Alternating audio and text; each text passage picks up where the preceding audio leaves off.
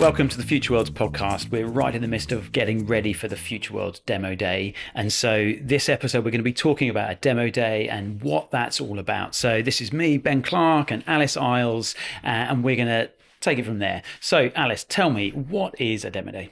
So a demo day normally comes at the end of an accelerator program like the Future Worlds cohort. It's an opportunity for the startups that have been through this period of sort of rapid acceleration of their startup to pitch for investment. Perhaps they're at that stage, or to be showcasing a product launch or something along those lines. You know, they've hit like a big milestone in their journey.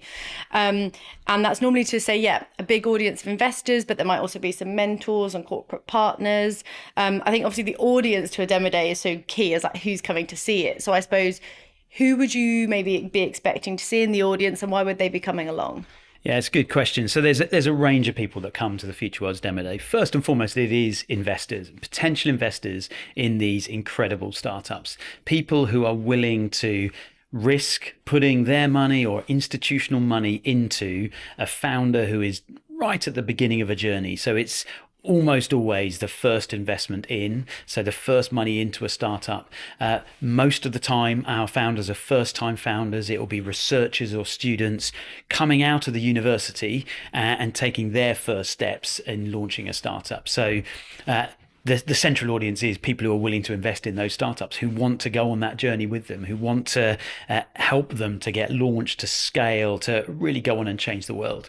But around that as well, there's many mentors and advisors that are in our network who come along and see what people are doing, who can give their support, their feedback, their input, cheerleaders along the way. We have corporate partners there, people who have sponsored the event, people who are potential customers of the products that are being launched, people who can give access to new markets. One of the best parts of the audience is the other people from the university, the potential founders for next cohort. So the researchers and students who are thinking, maybe I could do something. What would it look like to do something? For them to come along to Demo Day and see, this is what it looks like. This is what my peers pitching to investors looks like. This is the level that I need to get to. So it's great that all of them can be in a room together. I think it's something with that is like people understanding the transition from being an academic and pitching, say, at a conference, perhaps, like lots of people have done, to standing on stage and doing sort of a 5-minute pitch with a pitch deck to investors is a very different kettle of fish. And I think that's something that, you know, accelerator programs like we do here, we try and help the founders to grow on that journey because they have come from a very different position of starting out from a research background. So it's trying to help them get ready to be on stage. And of course, you've got personal experience, you know, through your doctorate, you were immersed in the academic culture. You know, how did you find that experience of moving from that to then Future Worlds and startup pitches? I think it's really interesting because we see it every time. You know, when you see like the first pitch that someone shows you, it tends to be quite academic. You know, I've been to quite a few conferences where you see slide decks with like 30, 40, maybe even like 50 slides on them, filled with data, graphs everywhere with tiny, tiny font that you can't even read what it says. And that's very like accepted in the academic community, so no one really challenges that style, and you go into a lot of detail about the experiments you ran and all of these things, which is important in that context.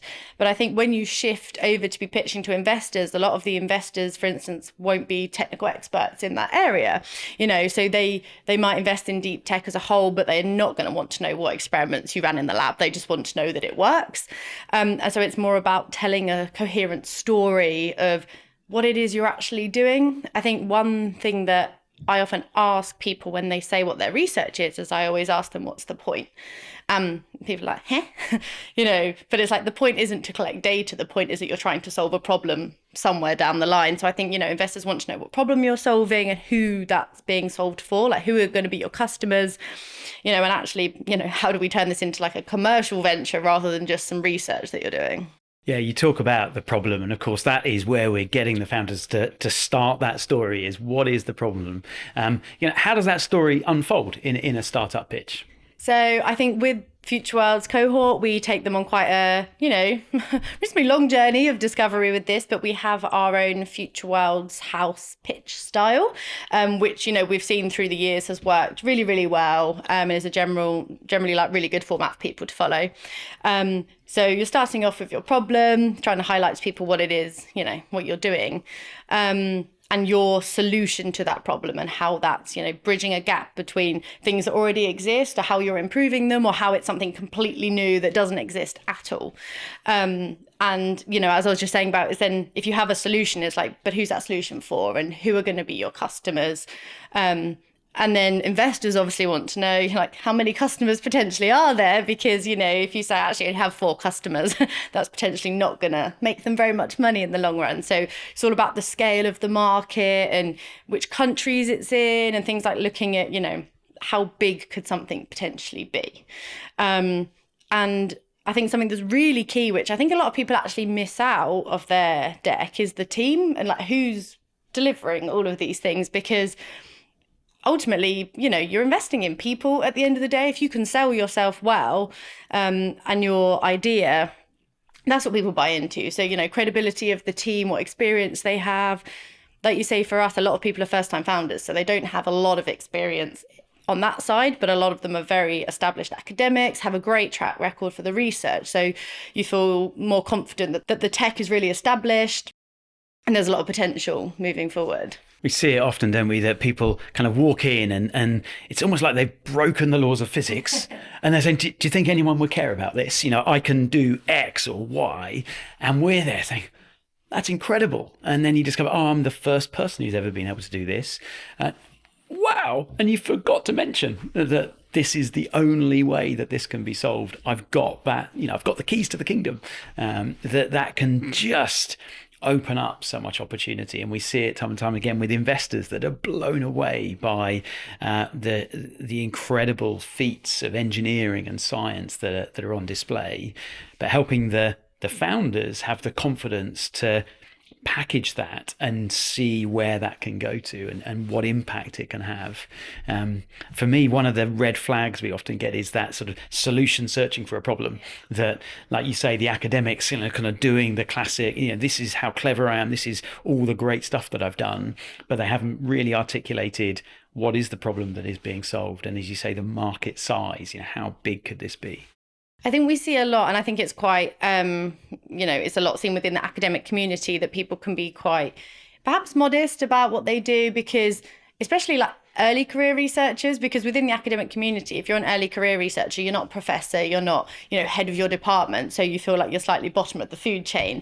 But I think when you compare that, outside of the academic community, like the research you're doing is incredibly groundbreaking. There's huge organizations that have loads more money that are not doing stuff as cool or as, innovative as what you're doing. And so I think it is a little bit about having confidence as well, which is something that's maybe hard to teach, but I think through like progress, and I think some of the things we do around going out to Silicon Valley and pitching out there is about building confidence, because you're standing next to people, they're CEOs of enormous companies, maybe unicorns, and actually, you can do what they do, and seeing them in real life sometimes helps you think, actually, I could do that. And that's exactly what we're trying to tell the founders, that, you might think you're an academic, but actually that doesn't mean you can't be a CEO as well. Yeah, absolutely. And of course, with that confidence, then, key in a pitch is then, how do you make money? Ultimately, these are commercial pitches. This is commercial investors that are saying, great, the tech's amazing. Yes, the problem's really important. You can make a big difference. But then, okay, how does it make money? What are the unit economics that are going to underpin a business model that can scale, that really can be highly profitable in the long term? And so for the founders, having the confidence and having stress tested those assumptions, and that's one of the things I love about the cohort program that we run, is helping people to go through their assumptions. What underpins what I want to be saying? Can I prove that? What evidence have I got for that? And then where can it lead to? I think it's things that people just would have never thought about before, because you may have made, say, a prototype in the lab, which is very small scale when you made one, and then thinking about how would you scale this up for like manufacture, for instance, if it was hardware or even software, how are you going to get this out to customers? And they're the sorts of things that you probably wouldn't have thought about before. So it's starting to like go through different thought processes. And obviously we have a huge network of like mentors and people that can help the startups with that. But it's a whole new learning process.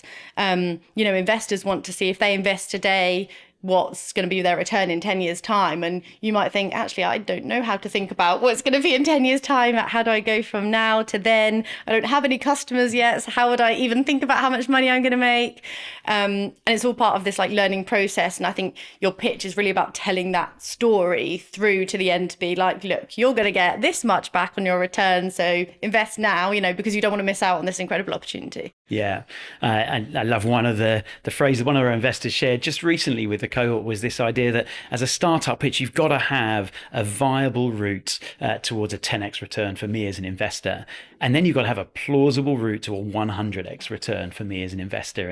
And that confidence that the startups understand, okay, this is how I can make a decent return and this is why it's viable. But actually the upside potential is huge. Yeah, and where money is the limitation, I think we've had startups where, they say, I need this much money and my product's going to be ready by this year. And you say, but actually, if you had more money, could you do it quicker? Is that the limiting factor? Trying to understand what is the tech development side and then what's just resources and, when's a good time to take investment? Because I think we talk about it a lot and it's sort of a bit of maybe a slightly taboo subject. We've had a lot of startups that have been very successful bootstrapping, so where they haven't taken any investment at all. So it's sort of making that decision as well, that when you need it, is it a good time now to help you scale? And that's one of the things we see in the San Francisco trip, isn't it? Is that different mentality. And like we had it with Trip Jones at Uncork Capital, asking that why not question. And if I were to throw 10 million, 100 million at this problem, what would that look like? And just seeing the founders process that question and think, all right, I'd never thought about it in those terms. I'd assumed that we had to be as frugal as possible, not how much can we accelerate this forward, and having that confidence to do the big ask, to say, you know what, if we're going to do this, we're going to do this at scale. So over the years, you've seen hundreds of pitches and heard thousands of pieces of feedback from investors and the network. Like, what are some of the key things that you would say you hear time and time again? I mean, the first thing is you've got to grab attention right up front. Ultimately, you've got to give your audience a reason to listen to you. You're kind of screaming at them, listen to what I've got to say. And part of that is being really upfront and obvious of that. This is what it is. This is the sector, the area, the kind of product that I've got. Most investors, they don't want a long waffly story before you get to the punchline. They want to know upfront, is this an area that I'm in the slightest bit interested in? Because maybe you're doing a SaaS product and they don't invest in SaaS. Okay, fine. So they know they can just sit back. So being really upfront, this is what it is, grabbing their attention, most important thing. What about you? Yeah, I think it's around like don't want to overload them with too much detail in the pitch. And like I was saying about like academic pitches, I think it's about hitting the headlines. And if anything, you can leave little gaps in the detail for the questions, because I think you should definitely see questions as an opportunity for you to show that you know more. Don't see them as a massive threat where people are trying to catch you out. So definitely use that time. Yeah, and I certainly see that with academic founders, that often they're so used to having to justify everything, that's every single claim. Here's the reference, here's how I can absolutely prove it. And so then they carry that into a pitch. And so then instead of a story that is compelling and simple, it's kind of almost full of references, literally on the slide. Here's the reference points. And they've lost the narrative. They've lost the investor because they're not making a clear kind of punchy claim and being clear that there's an assumption under this, fine, but here's the headline. I think it's also, I know we all do it. I know I definitely do it. Like, you sometimes start to babble a bit when you get nervous, but I think it's really about, stick to your key points, and obviously practicing your pitch loads is the best way of knowing that you absolutely know your key points. But the same with questions, if someone asks you a question, just answer that question. Don't then start babbling so they don't want to listen to a half an hour monologue of you. So I think that also comes with the confidence of knowing, I know the answer, you say the answer, and then you don't have to say anything else. The questions are not generally meant to be a sort of back and forth with the people. Yeah, and it's key, isn't it? There's not much time. So You've got a limited amount of time for the pitch, a limited amount of time for questions. So if you overrun on the pitch, if you then do a really long answer to the first question, there's no time for follow-up questions. It's a classic trap that people fall into, and they can lose the opportunity just by taking too long and not being clear and succinct. I think underpinning that is this idea that almost as a founder, you're trying to get investment from that pitch and the question, that you're trying to close the deal right there and then. That's not the context in Demo Day. What you're trying to do is get someone's interest and confirm that they want to follow up with you and find out more. That's enough. Once you've got them to want to follow up more, great. Then it's all about the next meeting, not explaining everything in the pitch. Yeah, I think it's just a really good opportunity to make like a good first impression. So I think there are sort of presentational things that can really help, having a good slide deck. And I think making sure, it just looks simple with nice fonts and everything's readable and everything like that. And you are presenting yourself well, because you only get to make a first impression once. And I think that is really key, that you are also authentic to yourself. Don't wear clothes that you don't feel comfortable in. I think people ask you like, oh, should I wear a suit, to pitch? And I was like, if you don't normally wear a suit, then I would say no, because it will not seem, like you. And so I think it's about like being, really truly yourself, because you don't want investors to invest in you that aren't about you, and they don't align with your values anyway. So don't try and pretend to be somebody that you're not. Yeah, I think that's so important, isn't it? That authenticity and being confident as a founder that not every investor is the right fit for me. And actually taking that, then the next logical step is I'm going to present in a way that means the wrong investors won't want to invest in me. And that is absolutely fine. Like Peter Thiel, founder of PayPal, prolific investor, says he'll never invest in anyone who wears the suit because they're just absolutely not the right person. He doesn't want to invest in them. Other investors would be the complete opposite. They'd be like, I want to see them smart. I want to see them presenting, because otherwise they're not professional. And you've got to be clear which category you're in. Neither's necessarily right or wrong, but it's about getting that alignment is so important. I think with the being truly authentic to yourself, it's also about like why you're doing what you're doing. And I think if your passion comes across, like I see this all the time, like you have to make the audience care as much as you care about this thing. And that is a real talent and a real art to be able to persuade people. And that's something that has to come across in your pitch. Why are the founders here? Why do they care? And why should the investors care? And why should the rest of the world care?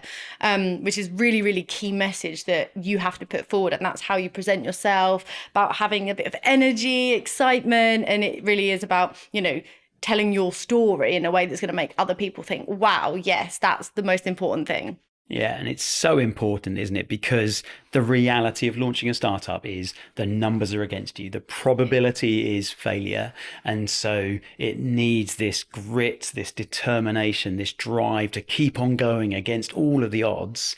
And that comes from passion, doesn't it? And so investors who have been around the block a few times know that if you haven't got that passion, you're going to give up, because there's so many hurdles that are going to be in the way. And so you've got to come across with that. I see a lot of founders who they're so wedded to the script, and you sort of mentally, when you're presenting, you think that everyone knows what you were meaning to say. And so when you trip up or you miss something out, then you sort of have to go back and explain yourself. But having the confidence that no one knows what was in your notes, no one knows what was in your head.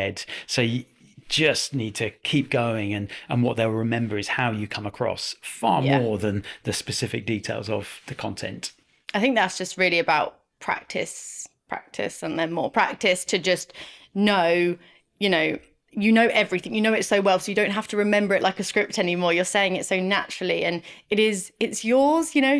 Don't turn around and look at your slides. That's one of my pet hates. It's like, what the slides say, you made them. Like, just trust that they're still there and they still say what they said earlier. And it is about, I think this really comes down to confidence in yourself, because if you're 100% confident that the slides are there, what you're saying, nothing can go wrong, because as you say, no one else knows what was meant to happen.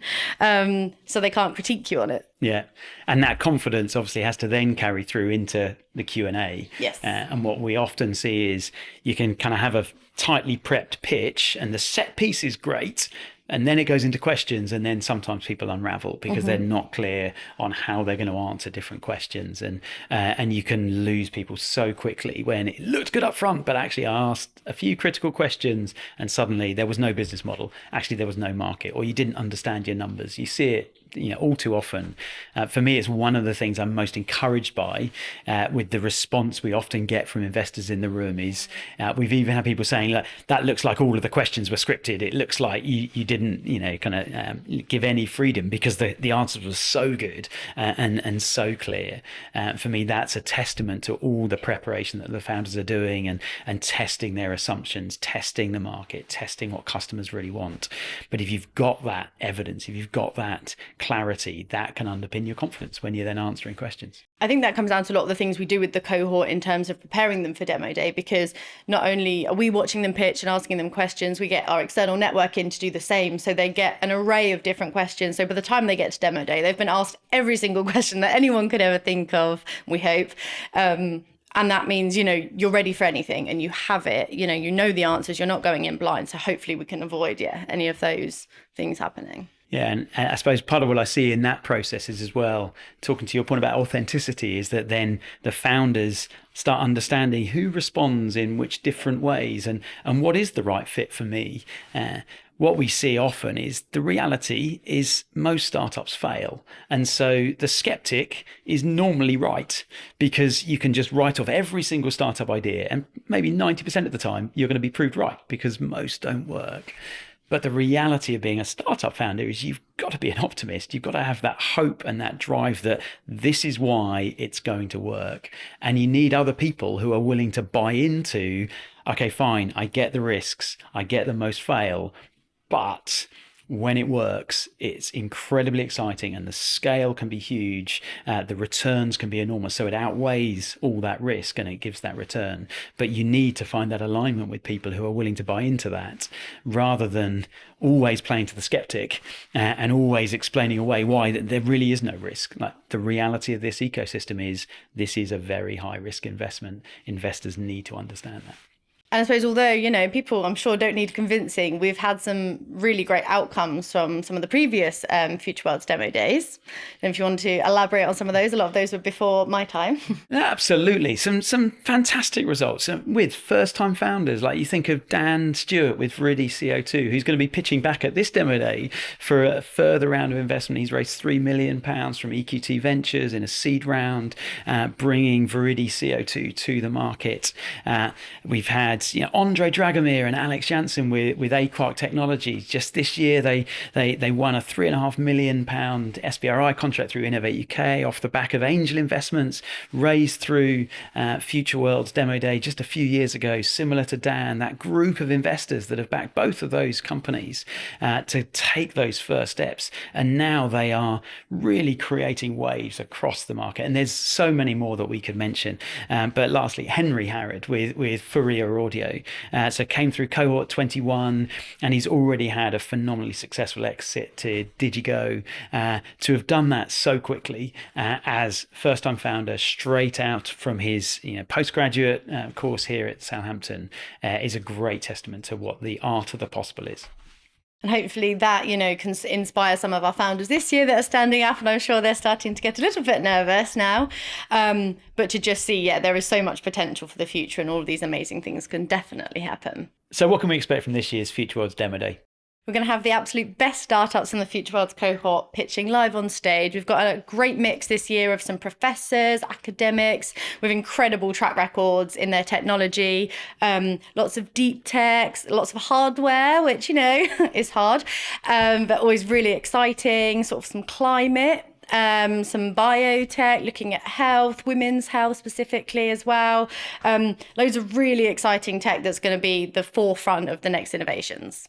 There'll be time for question and answer after the pitches, so people can delve in a little bit deeper, and lots of time for networking afterwards, so you can connect with the founders and also with our wider network as well. So it'll be a great opportunity to get all the Future Worlds ecosystem together.